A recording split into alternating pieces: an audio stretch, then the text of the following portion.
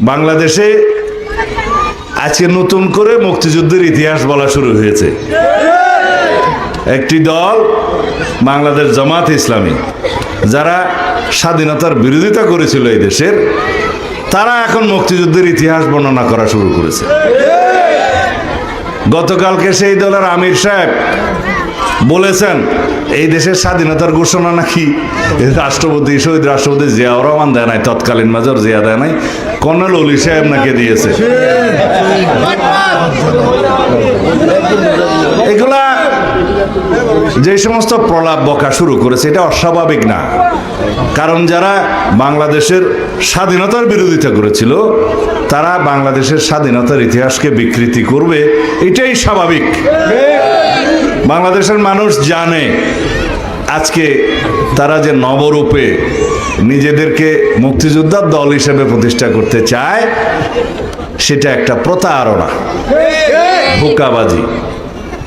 এবং তারা বলছে তাদেরও নাকি একজন মুক্তিযোদ্ধা আছে,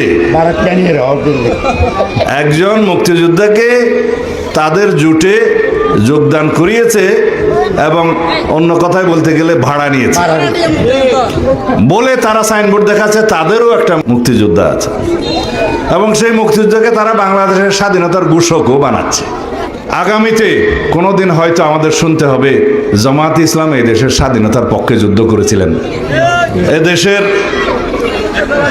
মুক্তিযোদ্ধারা সেটা অবশ্যই মেনে নেবে না এবং তারা প্রতিবাদ জানাবে, আমি বিশ্বাস করি।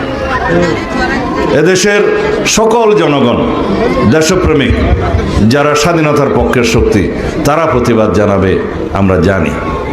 একটা রাজনৈতিক দলের একজন কর্মী হিসাবে আমাদের দায়িত্ব বাংলাদেশের স্বাধীনতার ইতিহাস নিয়ে যারা বিভ্রান্তি সৃষ্টি করতে চায়, মিথ্যা তথ্য দিতে চায়, স্বাধীনতার ইতিহাসকে যারা বিকৃত করতে চায়, তাদেরকে ধিক্কার জানানো, নিন্দা জানানো। আমি খুব শালীন ভাষায় সেই নিন্দাটা জানালাম, তীব্র প্রতিবাদও জানালাম দলের পক্ষ থেকে।